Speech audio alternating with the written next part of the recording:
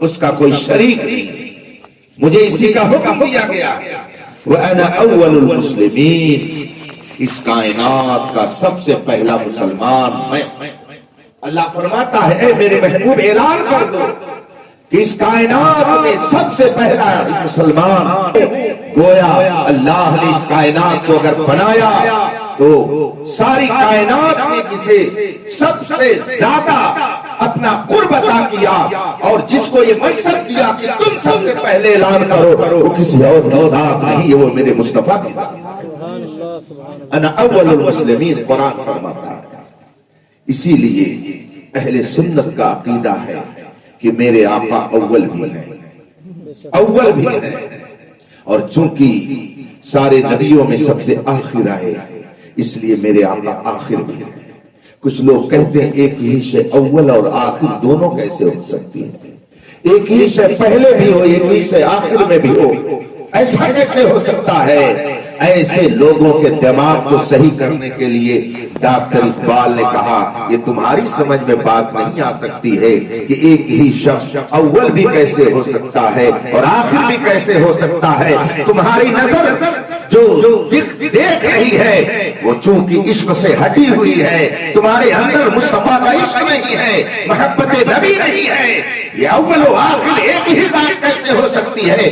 اس کو سمجھنے کے لیے ڈاکٹر اقبال کہتا ہے نگاہ عشق و مستی میں وہی اول وہی آخر۔ ہر ایک کی نظر میں یہ بات نہیں سمجھ سکتی ہے ایک ہی شے اول کیسے ہو سکتی ہے آخر کیسے ہو سکتی ہے۔ یہ بات اگر سمجھ میں آ سکتی ہے تو اسی کی سمجھ میں آئے گی جس کا دل محبت نبی سے مدینہ۔ میرے آقا صلی اللہ علیہ وسلم اول مسلمین ہیں اس کائنات کے، اور پھر آپ کے بعد تمام روحوں نے اعلان کیا، تمام روحوں نے اقرار کیا، اور اس کے ساتھ ساتھ جب یہ جلسہ ختم ہو گیا روحوں کی دنیا میں، آج بہت سارے لوگ کہتے ہیں یہ بدعت ہے، یہ ناجائز ہے، یہ میلاد منانا شرک ہے۔ خدا ایسے لوگوں کو ہدایت عطا فرمائے۔ اللہ تبارک و تعالیٰ نے روحوں کی دنیا میں اپنی ربوبیت کا اقرار کرانے کے لیے سب کو جمع کیا، اور جب سب نے اس کا اعلان کر دیا تو اللہ نے ایک اسپیشل اجلاس منعقد کیا، ایک اسپیشل جلسہ کیا، اور اس میں سب کو نہیں رکھا، صرف نبیوں کی روحوں کو رکھا، صرف نبیوں کو اکٹھا کیا۔ اور اس کے بعد میں جب نبیوں کی روحوں کو اللہ تبارک و تعالیٰ نے اکٹھا کیا تو اب ان سے کیا عہد لیا جا رہا؟ سبحان اللہ، روحوں سے کہا جا رہا ہے، انبیاء کرام سے عہد لیا جا رہا ہے کہ میرا ایک محبوب پیدا ہوگا، میرا ایک آخری نبی ہوگا، لَتُؤْمِنُنَّ بِهِ وَلَتَنْصُرُنَّهُ، اگر وہ تمہیں ملے تو تم ضرور اس پر ایمان لانا، اور ایمان ہی نہیں لانا بلکہ ہر طرح سے تم اس کی مدد کرنا۔ قَالُوا أَقْرَرْنَا، ساری روحوں نے انبیاء کرام کی ارواح مبارکہ نے فرمایا ہم نے اقرار کیا، بے شک اگر ہم اس نبی کا عہد اور زمانہ پائیں گے تو ہم اس نبی پر ایمان بھی لائیں گے اور اس نبی کی مدد بھی فرمائیں گے۔ اتنا کہنے کے بعد جب ان کی روحیں خاموش ہوئی تو اللہ فرماتا ہے گواہ ہو جاؤ، میں بھی تم لوگوں کے ساتھ گواہوں میں ہوں۔ یہ روحوں کی دنیا میں اللہ نے اپنے نبی کے منصب کا اظہار فرمایا۔ اگر یہ ناجائز اور بدعت ہوئے تو گویا فطرت سے ہٹ رہے ہو، اس لیے کہ فطرت یہ ہے کہ روحوں کو اللہ نے اکٹھا کر کے اپنے نبی کی نبوت کا اعلان فرمایا ہے۔ الحمدللہ ہم بھی اگر آج میلاد مصطفیٰ کرتے ہیں تو اسی لیے کہ ہم نے اپنی فطرت بدلی نہیں ہے بلکہ ہم اپنی فطرت پر قائم ہیں، اس لیے کہ رسول پاک صلی اللہ علیہ وسلم کی رسالت کا اقرار کرنا، نبی کی عظمت کا اظہار کرنا، مقام مصطفیٰ کو بتانا، محبت نبی لوگوں کے دل میں ڈالنا اور رسول پاک کا چرچا کرنا، یہ خداوند قدوس کی سنت ہے، اور ساری روحوں نے اعلان کیا ہے، اقرار کیا ہے، اور اسی فطرت پر الحمدللہ اہل سنت کے لوگ قائم ہیں۔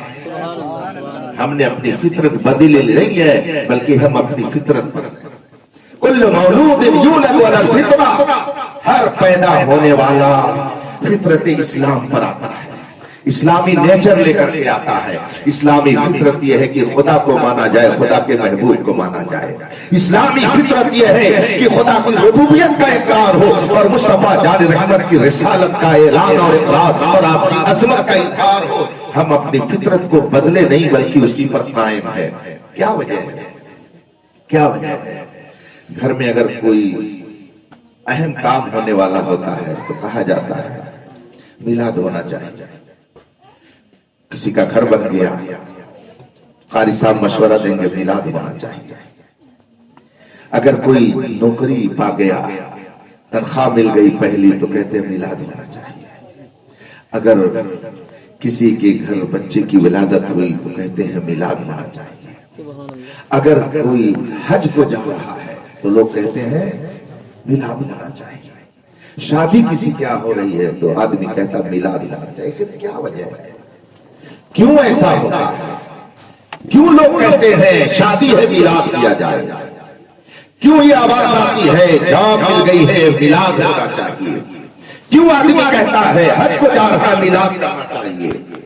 بات یہ ہے کہ یہ فطرت ہے, یہ ایمانی تقاضا ہے, یہ ایمانی فطرت ہے. آدمی یہ سمجھتا ہے کہ اگر مجھے حج کی برکت مل رہی ہے تو مصطفیٰ کے صدقے میں. آدمی یہ جانتا ہے کہ اگر میں عمرہ بھی جا رہا ہوں تو نبی کے صدقے میں. آدمی کا ایمان یہ بول رہا ہے کہ اگر مجھے آج شادی کی خوشی مل رہی ہے تو مصطفیٰ کے صدقے میں. آدمی یہ سمجھتا ہے کہ اگر میرے گھر بچے کا ختنہ ہو رہا ہے تو نبی کے صدقے میں. گویا جو بھی نعمتیں مجھے مل رہی ہیں یہ نبی کے صدقے میں مل رہی ہے. اور آدمی جس کی کھاتا ہے اس کی گاتا ہے. ہم مصطفیٰ کی کھاتے ہیں, اسی لیے مصطفیٰ کی نام گنگنا کر کے یہ کہتے ہیں لا ورب العرش, جس کو جو ملا ان سے ملا, بڑھتی ہے کونین میں نعمت.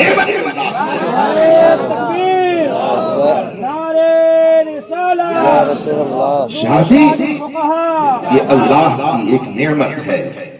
نعمت جانتے ہیں دیہات میں شادی کا موقع ہے یہ ماشاءاللہ, تو یہ ڈبل بیڈ بن جائے, صوفہ بن جائے, تو ایک ہوتا ہے کہ نیامت خانہ بھی ہونا چاہیے. بولتے ہیں نا, کیوں اشرف بولتے ہیں نا, نیامت خانہ ہونا چاہیے. یہ نیامت خانہ کیا ہے؟ نیامت خانہ کیا چیز ہے؟ یہ اصل میں یہ بگڑا ہوا لفظ ہے. اصل میں ہے نعمت خانہ, اسی کو بولتے ہیں نیامت خانہ. نعمت خانہ گویا خانہ مانے ہوتا ہے گھر, نعمت مانے نعمت, گویا یہ نعمت کا گھر ہے. یہ نیامت خانہ کیا ہوتا ہے؟ اس میں گوبر رکھا جاتا ہے کیا؟ کیا رکھا جاتا ہے؟ کوئلہ ویلہ رکھا جاتا ہے؟ نہیں, اس میں اچھی اچھی چیزیں رکھی جاتی ہیں. یہی نیامت خانہ ہوتا ہے. اصل میں ہے وہ نعمت خانہ. لفظ یہ ہے جس میں آپ دودھ رکھیں, سیب رکھیں, پھل رکھیں اور دنیا بھر کی چیزیں اس میں رکھتے ہیں, اس کو نعمت خانہ کہا جاتا ہے. نعمت جانتے ہیں کسے کہتے ہیں؟ علماء فرماتے ہیں, کتاب میں لکھا ہوا ہے, نعمت وہ چیز ہے جس سے انسان کو لذت ملے. اسے نعمت کہا جاتا ہے جس سے انسان کو لذت ملے. اب انسان کو جس سے لذت ملے وہ نعمت ہے, تو چونکہ انسان کی طبیعت الگ الگ ہے اس لیے آدمی کے اعتبار سے لذت بھی, اس میں بھی کوئی شک ہے کیا؟ کوئی کم نمک کھاتا ہے, کوئی دیکھیے بدل گیا نا. تو آدمی کی فطرت چونکہ الگ الگ ہے اس لیے ہر چیز میں آدمی کا ذائقہ بھی الگ الگ طریقے سے. کوئی تلخ سبزی کھاتا ہے, کوئی بہت ہلکی سبزی کھاتا ہے, کوئی مرچ بھی ساتھ میں لگا لیتا ہے جیسے ہمارے قاری صاحب, اور کوئی مرچ اگر رکھ دیا جائے تو نہیں چلے گا, ارے بہت چھالا پڑ جائے گا زبان میں.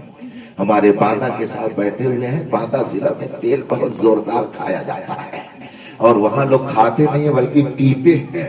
اس طرح سے لوگ کھاتے اور پیتے ہیں, بہت زوردار انداز میں سالن وہاں بنا کر کے لوگ کھلاتے اور پلاتے ہیں.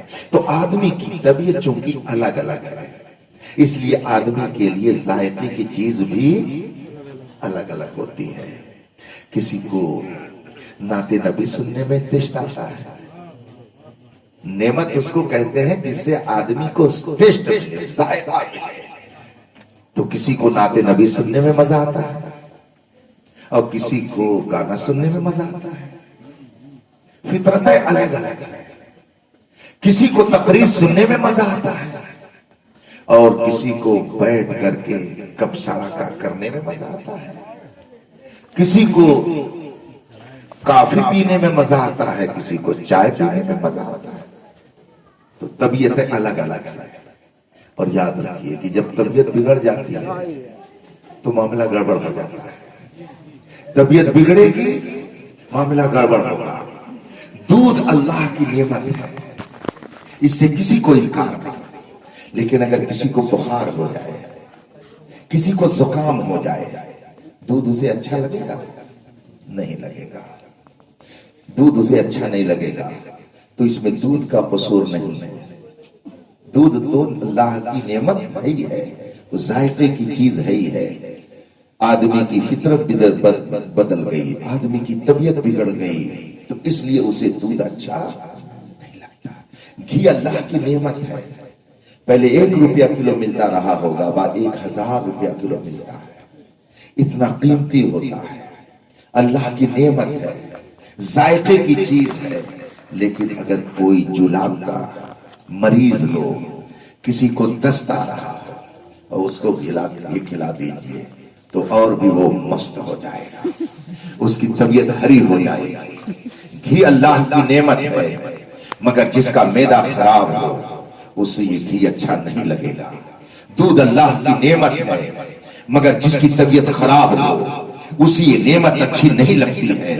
تو اب آدمی کو دودھ کو نہیں کوسنا چاہیے بلکہ اپنی طبیعت کا علاج کرانا چاہیے. اگر آدمی کی طبیعت خراب ہے تو گھی کو خراب مت کہے, گھی کو برا مت کہے, اپنے پیٹ کا علاج کرائے. گھی تو اللہ کی نعمت آلریڈی ہے ہی ہے.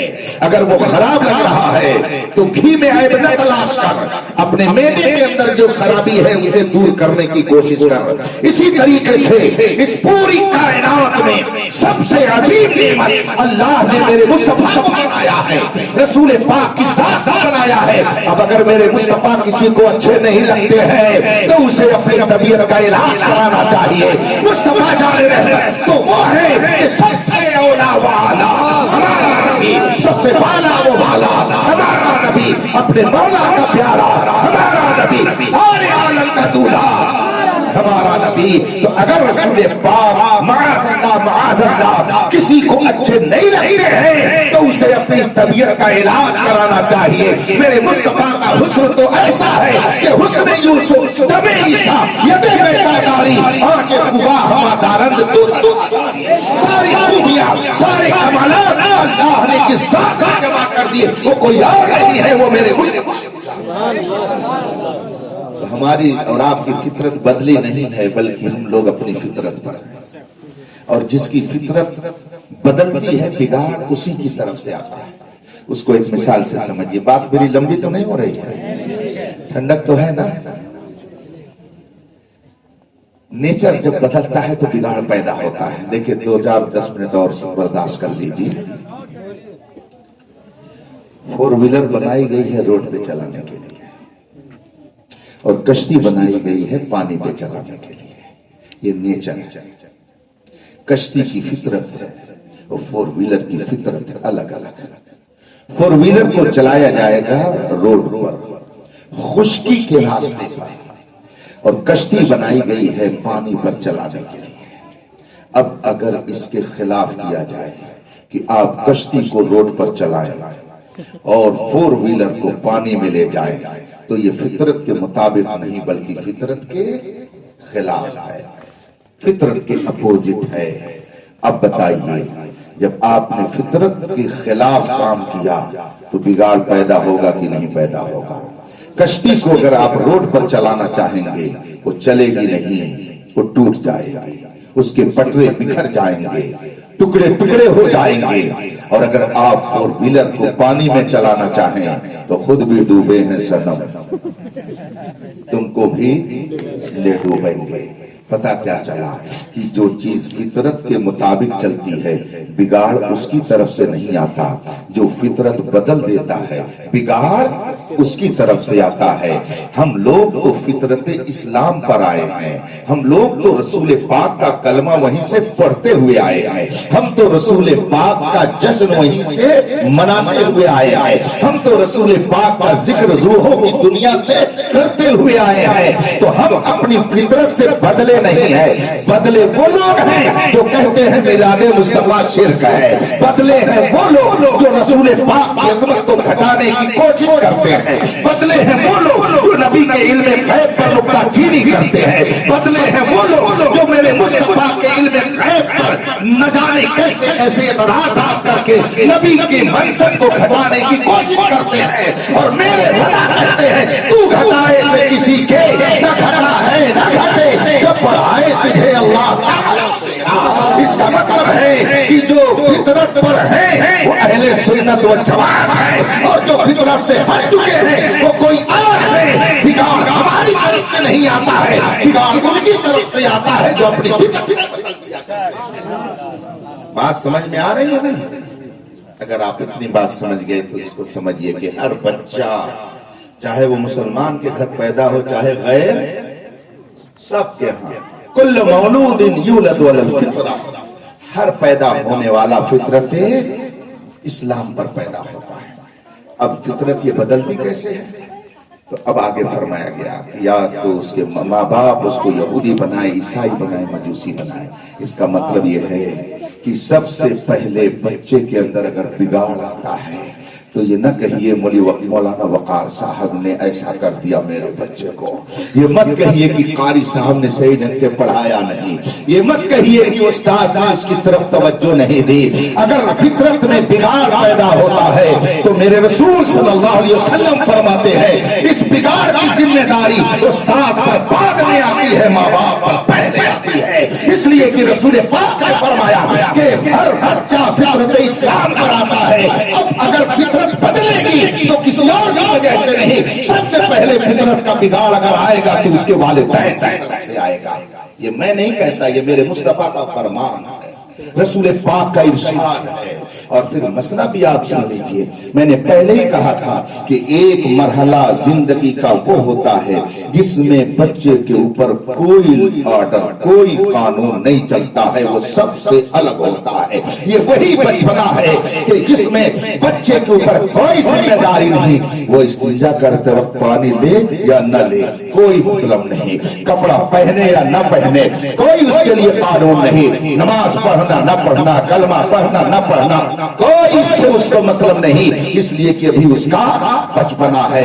मगर निजाम कुदरत देखिए कि उसके ऊपर तो कोई कानून लागू नहीं, मगर जिसकी तरबियत और परवरिश में है उनको मुक़य्यद कर दिया गया है कि देख लो बच्चे को पश्चिम की तरफ पैर करके अगर तुम खुद सुनाओगे तो बच्चा तो गुनहगार नहीं होगा मगर तुम जिम्मेदार हो जाओगे। अगर बच्चा खुद पैर करके पश्चिम की तरफ सो गया तो कोई उसके ऊपर कानून लागू नहीं होगा, लेकिन अगर तुमने पश्चिम की तरफ मुंह करके पैर करके बच्चे को सुला दिया तो तुम जरूर मुआखजे में आ जाओगे। पश्चिम की तरफ अगर बच्चा खुद ब खुद बैठ करके पेशाब करने लगा उसके ऊपर कोई गुनाह नहीं आएगा, लेकिन अगर माँ बाप ने उसको पश्चिम की तरफ रुक करके बैठाया और इस्तिंजा कराया तो माँ बाप जरूर मुजरिम हो जाएंगे। इससे पता चला ये वो जिंदगी है कि जिसमें बच्चा कुछ भी करे उससे कुछ नहीं पूछा जाएगा, लेकिन जो कुछ मुहासबा होगा ये उसके वालिदैन से। उस्ताद कहाँ आ गए बीच में? अभी तो अम्मा अब्बा से हो रहा, मगर आदमी समझते ले जाओ मदरसा में मौलवी वकार साहब बढ़िया से पढ़ाई को शानदार बनाए। मौलाना वकार साहब नाराज हो, ये पहली ये पहला मरहला है, इस पे अगर गुफ्तगू की जाए तो सुबह हो जाएगी। अब उसके बाद में दूसरा मरहला जवानी का। बचपना जब तक था वो किसी चीज का मुकल्लफ नहीं था, और जब जवानी आई तो बहुत सारे कानून उसके ऊपर लागू हो गए, बहुत सारे कवानीन का वो मुकल्लफ बना दिया गया। उन्हीं कवानीन में से एक कानून ये भी है कि जब बालिग हो जाओ, खाने कमाने के काबिल हो जाओ, सही ढंग से जिंदगी गुजारने का शऊर पैदा हो जाए तो निकाह कर लिया करो। یہ نکاح ہے کیا؟ یہ کوئی دنیاوی منورنجن نہیں ہے۔ ہو سکتا ہے کہ کسی قوم میں یہ دنیاوی منورنجن ہو، مگر اسلام میں اسے منورنجن کی حیثیت سے نہیں دیکھا جاتا، بلکہ یہ خدائی نظام ہے جس کے تحت یہ کائنات چل رہی ہے۔ رب قدیر نے اسے ایک سسٹم کے تحت باندھ رکھا ہے۔ اسی لیے رسول پاک صلی اللہ علیہ وسلم کی حدیث میں نکاح کی فضیلت جو بیان کی گئی تو میرے آقا صلی اللہ علیہ وسلم نے ارشاد فرمایا، اذا تزوج العبد فقد استكمل نصف الدین فلیتق اللہ فی النصف الباقی۔ بندہ جب نکاح کر لیتا ہے تو اپنا آدھا دین مکمل کر لیتا ہے، اب آدھے دین جو بچے ہوئے ہیں اس کے لیے اسے خدا سے ہمیشہ ڈرتے رہنا چاہیے۔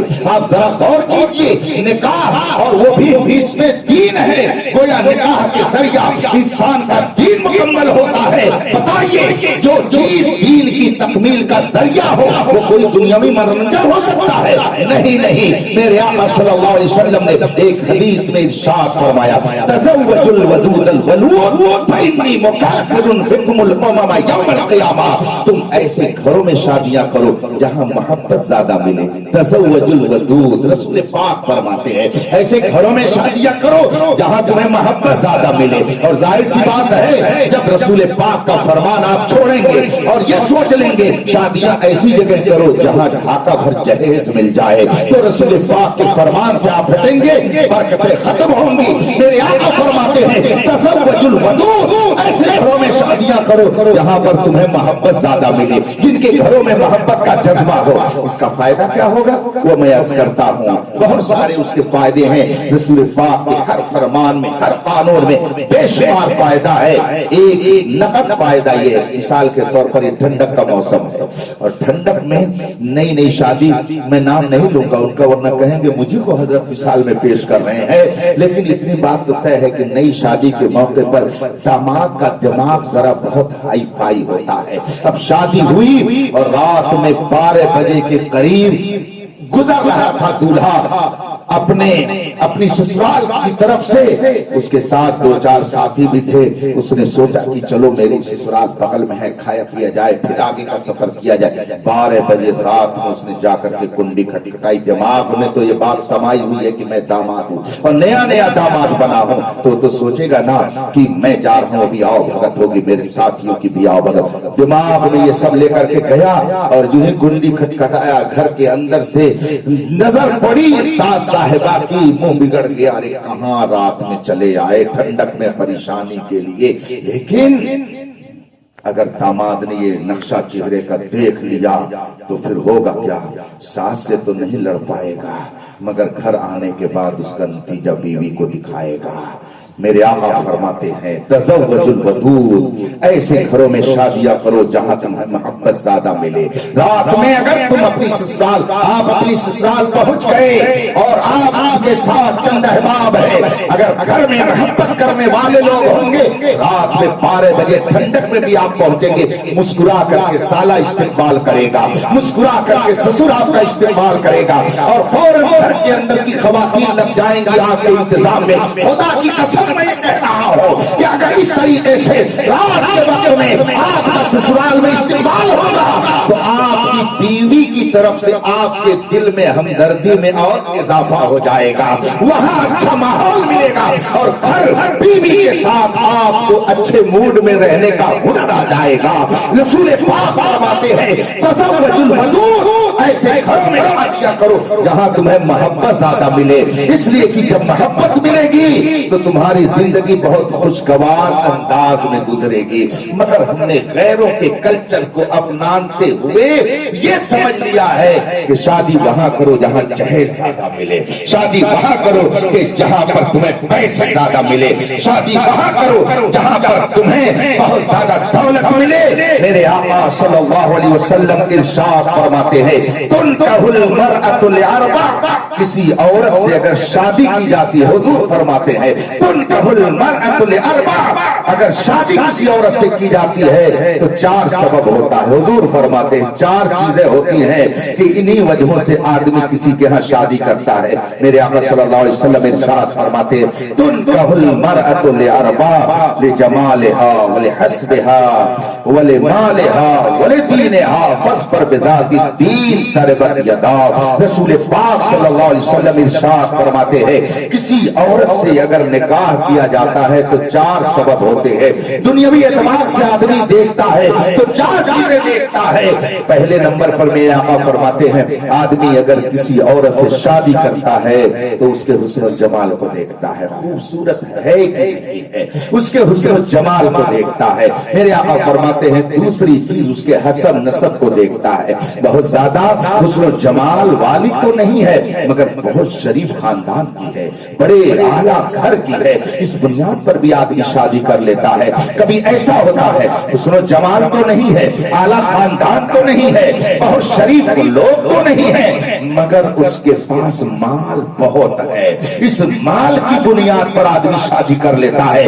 جانتا ہے کہ اس کا کردار خراب ہے, جانتا ہے کہ اس کا گھر بدنام ہے مگر پیسے بہت ہیں اس لیے سمجھتا ہے چلو کچھ ملے یا نہ ملے پیسہ تو ملے گا. میرے آقا فرماتے ہیں کہ آدمی اگر شادی کرتا ہے تو کبھی اس کے حسن و جمال کی بنیاد پر, کبھی اس کے حسب نسب کی بنیاد پر اور کبھی اس کے مال کی بنیاد پر. اور رسول پاک فرماتے ہیں کہ کبھی ایسا ہوتا ہے کہ آدمی شادی کرتا ہے لڑکی کی دینداری کو دیکھ کر کے, بڑی پاکیزہ سیرت ہے, بہت نیک ہے, گھر کے لوگ بڑے شریف ہیں, دینداری پائی جاتی ہے. جب میرے آقا صلی اللہ علیہ وسلم نے اس کو بیان کیا, یہ 4 چیزیں بیان فرمانے کے بعد رسول پاک فرماتے اے نوجوان فاصبر بذات الدین, اگر تو چاہتا ہے کہ تیری زندگی کامیاب طریقے سے گزرے تو دیندار لڑکی سے شادی کر, دنیا میں بھی کامیابی ملے گی اور آخرت میں کامیابی ملے گی. یہ رسول پاک صلی اللہ علیہ وسلم نے ارشاد فرمایا.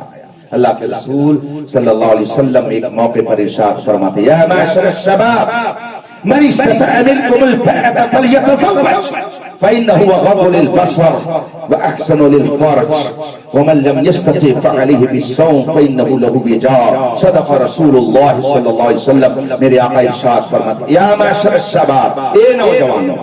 حضور فرماتے ہیں نوجوانوں کو اپنی طرف مخاطب کرتے ہوئے, اٹینشن پلیز پلیز جس کو کہہ دیں گے سنو, رسول پاک فرماتے یا معشر الشباب, اے نوجوانوں متوجہ ہو جاؤ میری طرف. رسول پاک فرماتے ہیں یا معشر الشباب, اے نوجوانوں من استطاع منکم الباءة فلیتزوج, تم میں سے جس کے اندر استطاعت ہو اسے نکاح کرنا چاہیے. جس کے پاس استطاعت ہو, کیا مطلب ہوا؟ جو نان نفقہ ادا کر سکتا ہو, جو کھلا پلا سکتا ہو, جو اس کو بہتر کپڑے پہنا سکتا ہو, جو اس کو صحیح مکان میں رکھ سکتا ہو, جو اس کے ساتھ صحیح زندگی گزار سکتا ہو, جو اس کے حقوق ادا کر سکتا ہو, اسے چاہیے کہ وہ نکاح کر لے. ومن لم يستطع فعليه بالصوم, اور جس کے پاس نان نفقہ کے پاس کے لیے نہ خرچ کے لیے پیسے نہیں ہے, استطاعت نہیں ہے اور وہ ڈر رہا ہے کہیں ایسا نہ ہو کہ نکاح نہ کرنے کی وجہ سے میں کسی گناہ میں مبتلا ہو جاؤں. میرے آقا فرماتے فعلیہ بالصوم, تو اس نوجوان کو چاہیے کہ وہ روزہ رکھے. اور میرے آقا فرماتے ہیں کہ نکاح جب کرو گے تمہیں فائدہ کیا ملے گا؟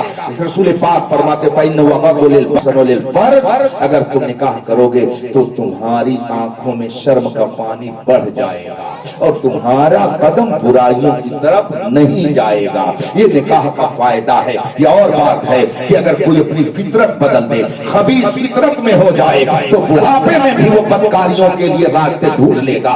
اور اگر کوئی پاکیزہ سیرت ہے تو جوانی میں بھی وہ اپنے آپ کو رسول پاک کا فرما بردار بنا کے رکھے گا. اور جب جوانی میں وہ نیک ہوگا تو خدا کی رحمتیں اس کو ہر طرف سے گھیرے لیے رہیں گی.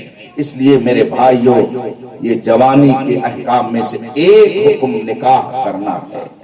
اب بڑھاپے والی بات ہم نہیں ابھی بیان کریں گے, اس لیے کہ اس کو سننے کے بعد کچھ لوگ ڈرنے لگیں گے, کچھ لوگ کہیں گے بتاؤ ہمارے لوگ شادی کی محفل میں ہیں تو بڑھوتی کی بات سناوت ہے. اس لیے آپ لوگ ڈریے نہیں. ہاں بھائی سمجھ رہے ہیں نا, ڈریے نہیں بالکل, ہم وہ تو چھیڑیں گے ہی نہیں آپ لوگوں کو, اس لیے کہ ہمارے مخاطب ادھر کل دیکھیں بہت اچھا دہنا بایاں بنا ہوا ہے, یہ دہنوا ہے اور یہ بایاں ہے, یہ دیکھیں کس طرح سے بنا ہوا ہے, ادھر جوانوں کی لسٹ زیادہ دکھ رہی ہے, تو انہی سے ہم مخاطب ہیں. آپ لوگوں کے بارے میں بھی نہیں کچھ بتائیں گے. رسول پاک صلی اللہ تعالی علیہ وسلم کے شہدائیوں, میرے آقا صلی اللہ علیہ وسلم نے جو قیمتی باتیں ارشاد فرمائی ہیں وہ دنیا میں بھی انسان کی کامیابی کے لیے ضمانت دیتی ہے اور آخرت میں بھی کامیابی اسی کو ملے گی. رسول پاک صلی اللہ علیہ وسلم کے بارے میں قرآن نے فرمایا لَقَدْ كَانَ لَكُمْ فِي رَسُولِ اللَّهِ أُسْوَةٌ حَسَنَةٌ, تم سب کے لیے رسول پاک کی زندگی بہترین نمونے عمل. لوگ سمجھتے ہیں بیوی جو ہے وہ گھر کے اندر ایک نوکرانی ہے, اس کو صبح سے شام تک چلائے رہا اور ذرا سا نمک کم ہو جائے تو جلال دکھا کر کے جو چاہو کر دو. ایسا نہیں ہے. حضرت عائشہ رضی اللہ تعالیٰ عنہ ساری کائنات کے مومنوں کی ماں ام المومنین عائشہ صدیقہ رضی اللہ تعالیٰ عنہ فرماتی ہیں کہ ایک موقع پر میرے آقا صلی اللہ علیہ وسلم گھر میں جلوہ فرما ہوئے, باہر سے تشریف لائے, میں نے پانی پیش کیا. اللہ کے رسول صلی اللہ علیہ وسلم فرماتے عائشہ تم پہلے. حضرت عائشہ عرض کرتی ہے میں نے رسول پاک سے عرض کیا رسول اللہ پانی آپ پہلے پیے, میں نے آپ کے لیے پانی لا کے رکھا ہے. میرے آقا فرماتے نہیں عائشہ تم پہلے پی لو. حکم کے مطابق حضرت عائشہ رضی اللہ تعالیٰ عنہا نے پانی پی لیا اور پھر اسی برتن میں پانی لا کر کے رسول پاک کی بارگاہ میں پیش کیا. میرے آقا صلی اللہ علیہ وسلم ارشاد فرماتے ہیں عائشہ یہ بتاؤ کہ تم نے کہاں منہ لگا کے پانی پیا ہے؟ حضرت عائشہ عرض کرتی یا رسول اللہ میں نے یہاں منہ لگا کے پانی پیا ہے. میرے آقا صلی اللہ علیہ وسلم, حضرت عائشہ فرماتی ہیں روایت کرتی ہیں میرے آقا صلی اللہ علیہ وسلم نے اسی جگہ منہ لگا کر کے فوراً پانی پینا شروع کر دیا جہاں حضرت عائشہ نے منہ لگا کے پانی پیا تھا. آج لوگ کہتے ہیں کہ اسلام میں عورتوں کے ساتھ درپیوگ کیا جاتا ہے. جو لوگ شادیاں نہ کر سکے وہ کیا جانیں گے کہ نکاح اور طلاق کا فلسفہ کیا ہے. نکاح اور طلاق کا فلسفہ اگر کسی کو سمجھنا ہے تو بارگاہ مصطفیٰ میں حاضر ہو جائے, اسے زندگی گزارنے کا سلیقہ کیا جائے گا. میرے آقا صلی اللہ علیہ وسلم نے حضرت عائشہ فرماتی ہے کہ ایک موقع پر میں حضور کے ساتھ سفر کر رہی تھی اور سفر میں جب گئی رسول پاک کے ساتھ تو ایک دن ایسا ہوا کہ ایک جگہ پڑاؤ ڈالا گیا, لوگ ٹھہرے ہوئے تھے اور جب وہاں سے چلنے کا نمبر آیا تو رسول پاک نے صحابہ سے فرمایا تم لوگ آگے نکل جاؤ. سارے صحابہ آگے چلے گئے, میدان خالی ہو گیا.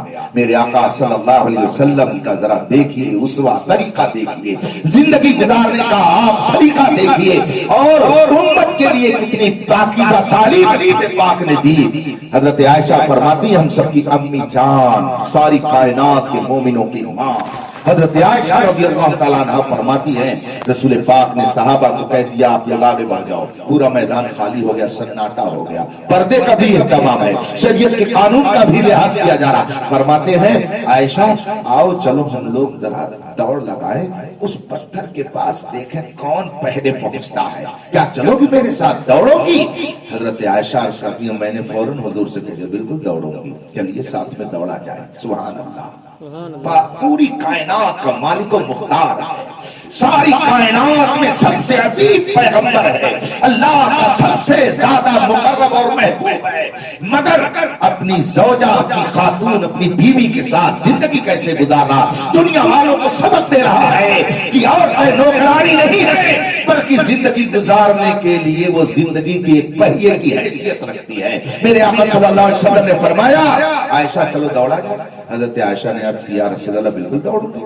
اب ایک ساتھ جیسے بچے کبھی کبھی کھیلتے 1 2 3 دیکھیں کون آگے چلتا ہے. حضرت عائشہ ہے میرے آقا ہیں اور پھر ساتھ میں دونوں نے دوڑنا شروع کر دیا. حضرت عائشہ فرماتی ہیں کہ میں ذرا ہلکے بدن والی تھی اس لیے جلدی سے میں وہاں پہنچ گئی جو نشان لگایا گیا تھا. حضور صلی اللہ علیہ وسلم ابھی وہاں تک نہیں پہنچے تھے اور میں جب وہاں پہنچی تو میں نے عرض کیا رسول اللہ میں تو پہلے پہنچ گئی. میرے آقا نے میرے لیے حوصلہ افزا کلمات کہے. فرماتی ہیں ایک زمانے کے بعد پھر سفر ہم لوگوں کا ساتھ میں ہوا, رسول پاک نے پھر وہی کام کیا, صحابہ سے فرمایا آگے بڑھ جاؤ. پورا میدان خالی ہو گیا. میرے آقا صلی اللہ علیہ وسلم वसल्लम ने इरशाद फरमाया, आयशा चलो दौड़ लगाई जाए, चलोगी? हजरत आयशा अर्ज करती, हाँ या रसूल अल्लाह, बिल्कुल दौड़ लगाऊंगी, आपके साथ चलूंगी। फिर हजरत आयशा और रसूल पाक सल्लल्लाहु अलैहि वसल्लम ने साथ दौड़ लगाना शुरू किया।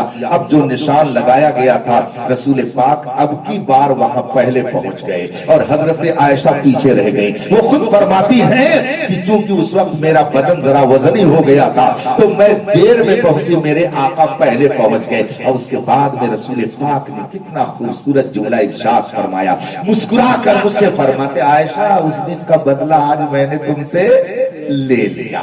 ये मेरे आका की वो पाकीज़ा जिंदगी है कि जिसको पढ़ने के बाद आदमी की जिंदगी में इनकलाब पैदा होता है और जिंदगी दुनिया में कैसी गुजारी जाती है, ये मेरे मुस्तफा ने पैगाम फरमाया।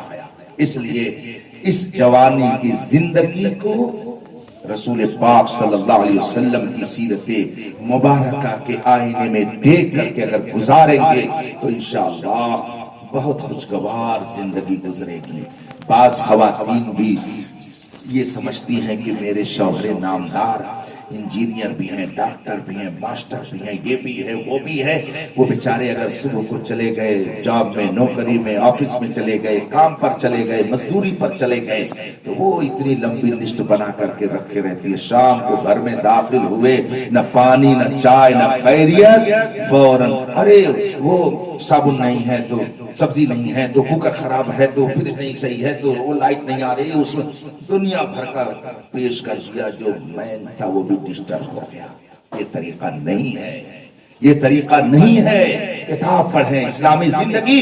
हकीमुल उम्मत हजरत अल्लामा मुफ्ती अहमद यार खान साहब रहमतुल्लाह अलैह नईमी ने बहुत शानदार किताब लिखी है, उसका नाम है इस्लामी जिंदगी। उसको घरों में रखिए। जन्नती ज़ेवर सुल्तानुल वाइज़ीन अल्लामा अब्दुल मुस्तफा आज़मी रहमतुल्लाह अलैह की किताब, उसको घर में रखिए। इंशाअल्लाह जब किताबें पढ़ी जाएंगी तो जिंदगी में इनकलाब पैदा होगा और जिंदगी सही ढंग से गुजारने का शऊर अल्लाह हमें अता फरमाए। मैं बात अपनी लंबी नहीं करता, देखिए 12 बजने वाले। बस अल्लाह तबारक व तआला अपने हबीब के सदक़े में कल होने वाले निकाह को, परसों के बाद 8 तारीख को जो निकाह होने वाला है जनाब शौकत साहब के साहबजादे और साहबजादी का, अपने महबूबों के सदक़े